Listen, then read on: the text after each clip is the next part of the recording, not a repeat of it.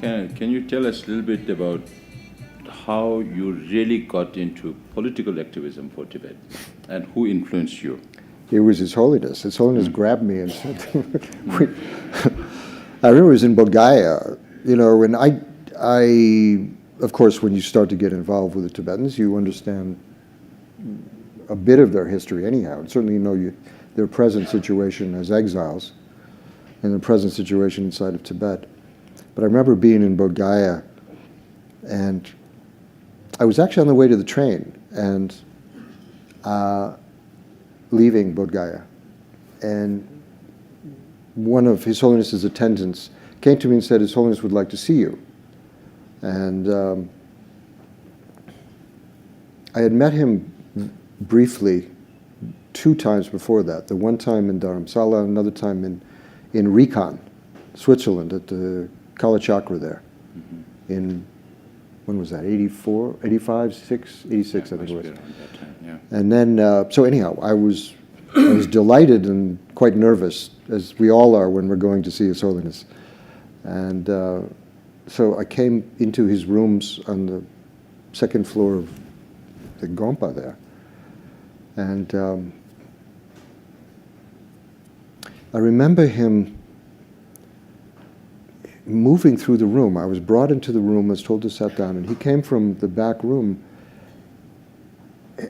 And I don't know why I thought this, but he wasn't dressed like the Dalai Lama anymore.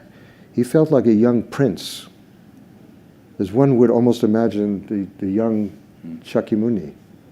He was a young prince moving through the space. And I remember the sun was coming through the windows in my eyes, and he went to the blinds and adjusted the blinds so it wasn't in my eyes. And we sat down and he talked for quite some time, but the gist of what he was saying to me is, we Tibetans, we need our friends in the West. We can't do this by ourselves. We need friends. And he said, will you be our friend?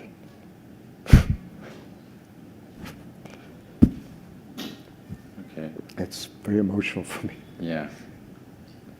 So I said, of course I'd be your friend.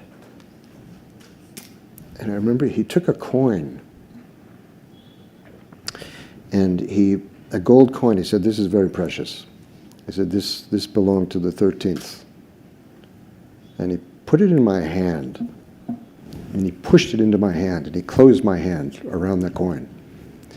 And next thing I know, I was back outside of the big doors of the Gompa.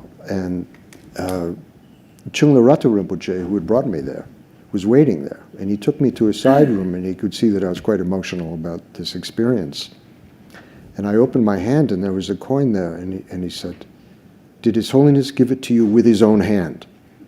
And I said, yes, no. Did he give it to you with his own hand into yours? And I said, yes. And he said, ah. And he went and he got some beautiful fabric. I remember this so clearly. And he opened the fabric, he took the coin and he put it in the fabric. And he spent maybe 10 minutes wrapping up this coin perfectly. Mm-hmm. Perfect and beautiful. And then he gave it to me and said, this is precious, you be careful with this. And of course I still have that. So can you talk about some of the milestones since you have taken, since you started campaigning for Tibet, being a strong advocate for Tibet, some of the achievements over the years that you like to highlight on? Well, of course, at that time I was the co-chairman of Tibet House in New York. Bob Thurman and I started that in the late 80s. And by the time we did what I just kind of invented it. I said, we're going to do a year of Tibet. And then I said, we're going to make it the International Year of Tibet, 1991. Yes. And so we just did it. And everyone said it's impossible, but we did it anyway. So at that point, I felt like I wanted to become much more in the political side. And obviously I kept my teachers and my relationship with His Holiness as a student. And ICT had just started, I think maybe the year before that.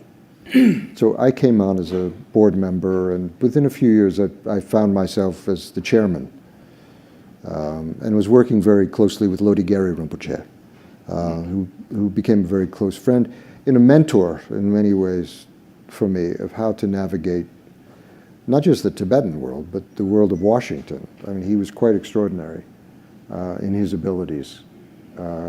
Again, with no money, no real power, worldly power at all, but he was able to engage people at a very, very powerful emotional level about Tibet. And he was such a great representative of His Holiness. So they were an incredible duo together, and I think I brought my own energy to that as well. So we were able to achieve some extraordinary things there. The Tibet Policy Act of 2002 is a milestone, where policy became enshrined in law. The Tibet Policy Act is law in the US, and it created this position of special coordinator for Tibetan affairs, which again, another milestone. In the State Department in the US, there is a person, and it ended up being a quite high-level person. Their job, amongst other jobs they would have, would be as a special coordinator for Tibetan affairs. So that was a huge milestone. His Holiness getting the Congressional Medal was another huge milestone.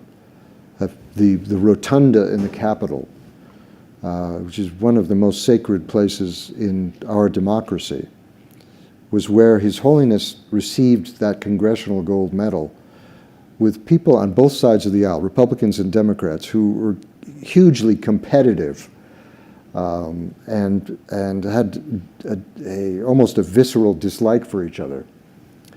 In that atmosphere became brothers and sisters.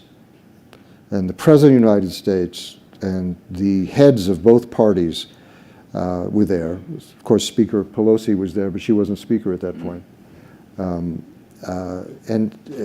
The joy and love and affection for His Holiness, but for the Tibetan cause, for the Tibetan people in general, became codified at that point, not just in law, but in the heart of Americans in quite an extraordinary way, and has made our work in Washington that much easier to do. I mean, Pempa's been aware of that. You felt that yourself. Right. And how we are welcomed in almost every office, top to bottom, in Washington, to discuss your lives and the lives of your brothers and sisters inside of Tibet. So I think those would be the major ones. Would you like to talk a little bit about the Gere Foundation? About the Gere Foundation? The Gere Foundation Well, and what it does? Yeah, I mean, basically the Gere Foundation is intended for the work of Tibet. And we do lots of things with human rights and education and health around the world.